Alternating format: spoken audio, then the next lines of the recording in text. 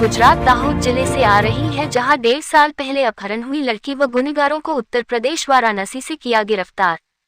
Parole fluoresce court Dahod तथा चाकलिया police ने 1.5 साल पहले अपहरण हुई लड़की व गुनहगारों को उत्तर प्रदेश वाराणसी से किया गिरफ्तार।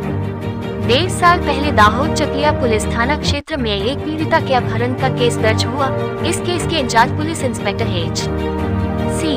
राठवा इस पूरे गुनाह की गंभीरता को ध्यान में रखते हुए दाहोद जिला पुलिस अधीक्षक डॉक्टर राजदीप सिंह झाला तथा पुलिस अधीक्षक डॉक्टर पटेल झालोर डिवीजन द्वारा अलग अलग टीम बनाकर पीड़िता की सूरत, मुंबई तथा अलग अलग जगह व शहरों में छानबीन करवाए। इस दौरान तकनीकी विश्लेषण और मानव स्रोतों के माध्यम से जानकारी मिली कि पीड़िता अपनी बुआ के घर आई हुई है। दाहोद पुलिस तुरंत वहां पहुंचकर उसे पुलिस स्टेशन लाकर बाल कल्याण समिति के सपोर्ट पर्सन की हाजिरी में सघन पूछताछ की। उसमें पाया गया कि पीड़िता को अभियुक्त लीलेश रसूल चिरपोट निवासी चाकलिया टिम्बी फलिया तहसील झालोर जिला दाहोद उसके घर से उसे अपनी पत्नी बनाकर जिल्लाना चाकलिया पुलिस स्टेशन डिसेम्बर 2022 12 वर्ष અને 10 મહિનાની દીકરી ગુનો ગુનો દાખલ કરવામાં આવેલો હતો।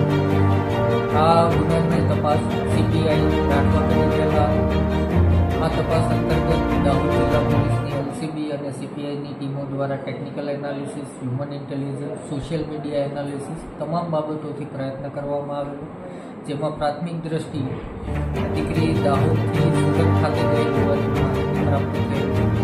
સુરતના સીસીટીવી મેળવતા એક યુવક સાથે આ દીકરી દેખાઈ હતી।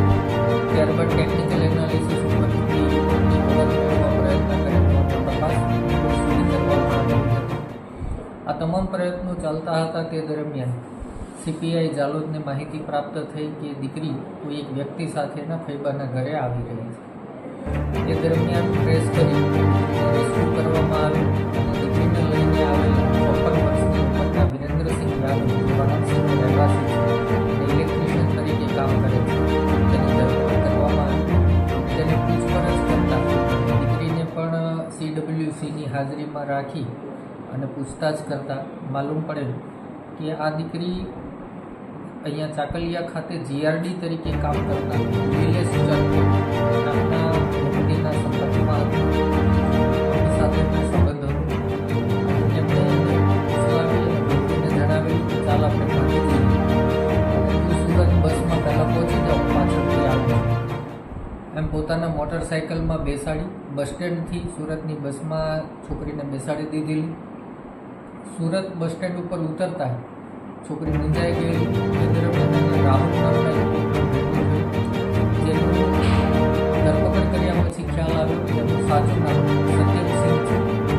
આ રાહુલે એ છોકરીને બોલાવી હોટલમાં લઈ જઈ એની સાથે દુષ્કર્મ કર્યું અને એને થોડા પૈસા આપી જણાવ્યું કે તું રેલવે સ્ટેશન જતી રહે અને ત્યાંથી દાહોદ પરત જઈ શકશે। રેલવે સ્ટેશન છોકરી પહોંચે છે, ત્યાં એને આનંદસિંહ ઠાકુર નામના એક રિક્ષા ચાલક સાથે સંપર્ક થાય છે। આનંદસિંહ ઠાકુરને ખબર પડી જાય છે કે છોકરી એકલી છે, મૂંઝાયેલી છે। એ છોકરીને સાંત્વના આપી અને સ્વેટર લઈ દે છે અને પોતાના ઘરે લઈ જાય છે। આનંદસિંહ ઠાકુર સાથે લિવિંગ રિલેશનમાં રહેતી પૂજા એ ઓલરેડી પ્રોસ્ટિટ્યુશનના નેટવર્કમાં જોડાયેલી હતી। આમ પૂજા, આનંદસિંહ અને આ છોકરી આ ત્રણેય ત્યારબાદ ત્યાંથી વારાણસી જાય છે, છોકરીને વારાણસી લઈ જાય છે। વારાણસી આનંદસિંહ પોતાના ઘરે રાખી પૂજા અને આ છોકરી પાસે સેક્સ વર્કર તરીકે કામ કરાવે છે। 1 વર્ષ પોતાના ઘરે રાખ્યા બાદ આ છોકરીને પોતાના મિત્ર વિરેન્દ્રસિંહ યાદવને સોંપે છે। વિરેન્દ્રસિંહ યાદવ પણ દીકરી ઉપર વારંવાર દુષ્કર્મ કરે છે અને વિરેન્દ્રસિંહ ત્યારબાદ આ છોકરીને પોતાની સ્ત્રી મિત્ર આકાંક્ષા ઉર્ફે સપનમ, જે વારાણસીમાં બ્યુટી પાર્લરની આડમાં સેક્સ રેકેટ ચલાવે છે, એને સોંપી દે છે અને છેલ્લા 3 મહિનાથી દીકરી પાસે આ પ્રકારનું કામ આકાંક્ષા ઉર્ફે સપનમ કરાવતી હતી અને ત્યારબાદ પોતાના ઘર બાજુ પરત આવતા જ્યારે વિરેન્દ્રસિંહ એને ગુજરાત લઈને આવે છે ત્યારે ગુજરાત પોલીસ દ્વારા રેસ્ક્યુ કરવામાં આવે છે।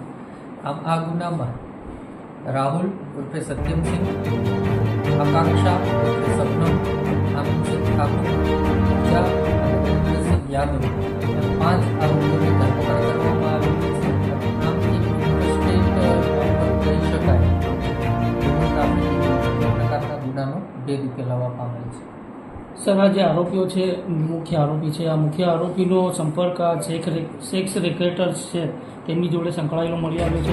આમાં મુખ્ય આરોપી આનંદસિંહ કહી શકાય કે આનંદસિંહ પરિણીત છે, પત્ની ગામડે રહે છે. બીજા પણ એને આ જ રીતે પોલીસ સ્ટેશનમાં મળેલી અને ત્યારબાદ પૂજાને એને આ સેક્સ વર્કર તરીકે ધંધામાં ધકેલી હતી.